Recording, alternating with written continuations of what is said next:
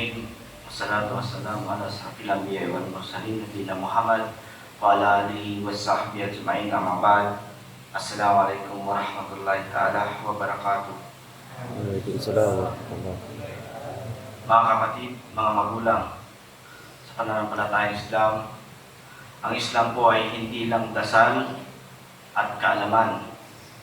Ito ay pagtitiwala sa Allah, pagbibigay, paggawa ng mabuti, at pagiging kapaki-pakinabang sa kapwa. Pakinggan po natin ang tatlong hadith na magtutuwid ng puso at gawa.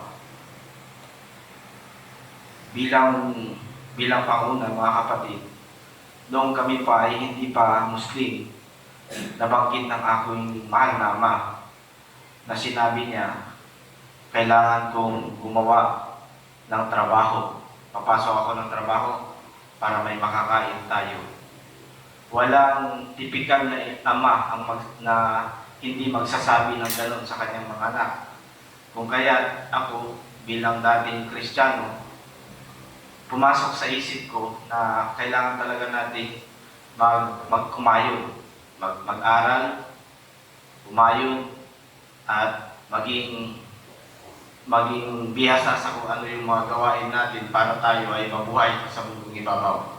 At ito rin ang turo ng ating paaralan. Kung kaya, karamihan ng mga Hindu-Muslim ay naniniwala na kapag sila ay hindi magtrabaho, sila ay hindi mabubuhay sa mundo.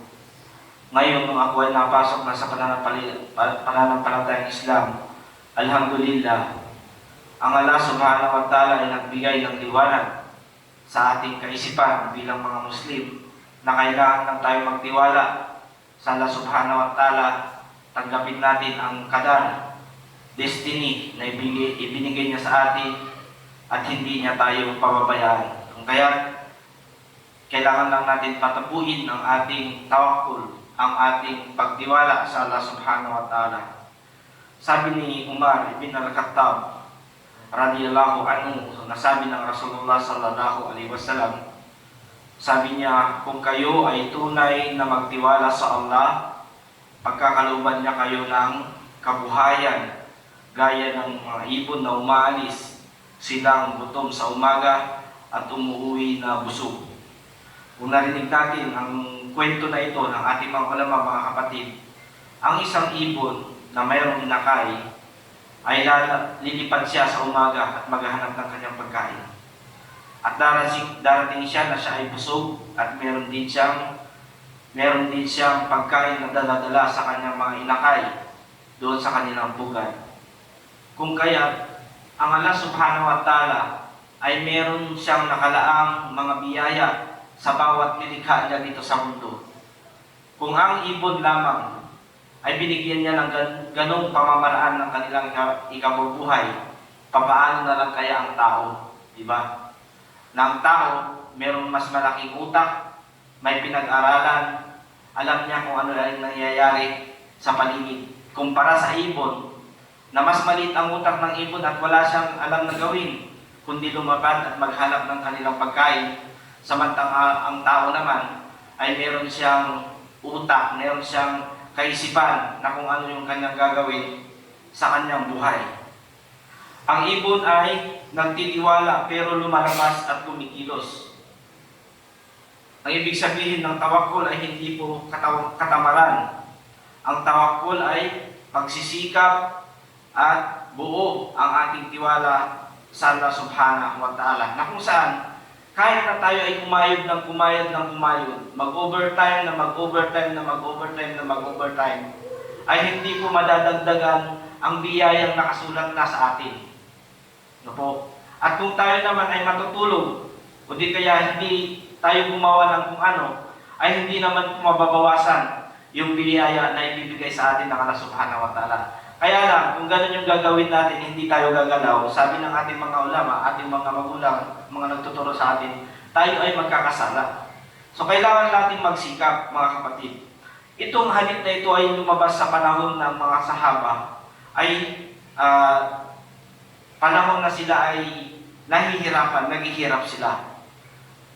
Ano ang tunay na tawakkul? Sabi dito ay hindi ibig sabihin na uupo ka lang at wala kang gagawin. Hindi ito katamaran. Ito ay pagsasama ng pagsisikap at pagtitiwala sa Allah subhanahu wa ta'ala. Natulad ng nabanggit na ibon, mga kapatid, para sa atin ng mga nilalang ng Allah, ng mga tao. Ang ibon ay lumalabas at siya ay meron siyang effort na ginagawa. Meron siyang ginagawa, may plano, nagpaplano siya. No? May plano siya. Tulad ng tao dapat. Naghahanap siya ng pagkain. Ibig sabihin, meron siyang ginagawang effort sa kanyang paghahanap ng pagkain. Pero, siyempre, bilang nilalang ng Allah, dapat tayo ay umasa at magtiwala sa Allah subhanahu wa ta'ala. Ang ikadalawang hadith naman ay nasulat, nasabi ni Abu Hurairah radhiyallahu anhu, na kung saan sinabi niya sa pinakamalapit na kahulugan sa Tagalog, hindi mababawasan ang yaman sa pagbibigay at hindi dinadagdagan ng Allah ang isang alipin sa pagpapatawad kundi ng karangalan. Ito po ay hadith patungkol po sa sadaka at pagpapatawad. Paalala ng mga kapatid na ang akala ng tao malulugi kapag siya ay magbibigay. Ang pangako ng Allah, dagdag karangalan at barakah naman pagka ikaw ay nagbigay. Ang pagpapatawad ay hindi mahina. Ang pagpapatawad ay pinararangalan ng Allah subhanahu wa ta'ala. Ito naman ay doon sa panahon na nasa Madina sila inilabas ito sa mga sahaba na mga kung saan sila ay may mga issue ng hidwaan sa bawat isa. May kahirapan at may pangangailangan. May mga tensyon sa pagitan ng mga tao doon sa panahon na ito. Kung kaya, ang mga tao ay ang hadith na ito ay meron tong resulta, no? May pagbabahagi ito na merong mangyayaring resulta sa pamilya, sa negosyo, at sa mga tao na may galit sa puso. Sa Islam, hindi nababawasan ang mga yaman sa pagbibigay. Hindi ka bababa naman sa pagpapatawad. Hindi ka mawawalan sa pagpapakumbaba, kundi sa paningin ng Allah ay lalo kang tumataas. Ibig sabihin, mga kapatid, kung ano yung magiging kayamanan mo, ay hindi kung ano yung nakukuha mo ngayon sa mundong ito. Kung ano yung ginagasto mo sa iba, kung ano yung naibigay mo sa iba, sa iyong kapwa, sa iyong kapatid, yun ang tunay na sa iyo. Dahil ito ay makukuha mo sa kabilang buhay, inshallah subhanahu wa ta'ala. Ang pangatlo naman, mga kapatid, ito ay hadith sa ihsan. Ihsan sa lahat ng bagay.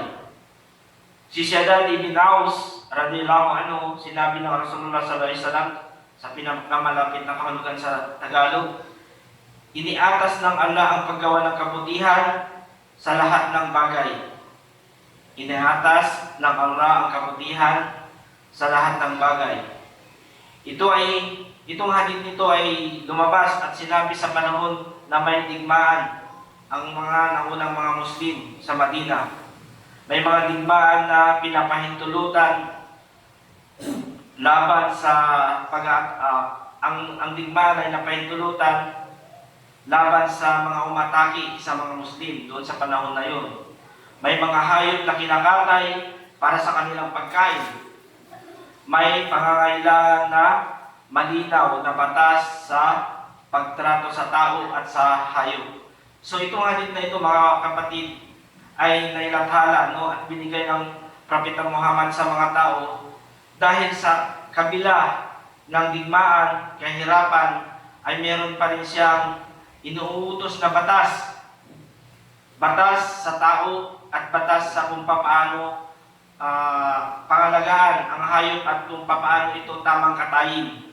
Ano po, ang sistema noon, ay karamihan sa mga tao noon ay paghihiganti. Sa panahon na ito, ang mga tao meron silang nararamdamang paghihiganti, labis na kalupitan sa digmaan, mga masakit at marahas sa pagkatay ng mga hayop.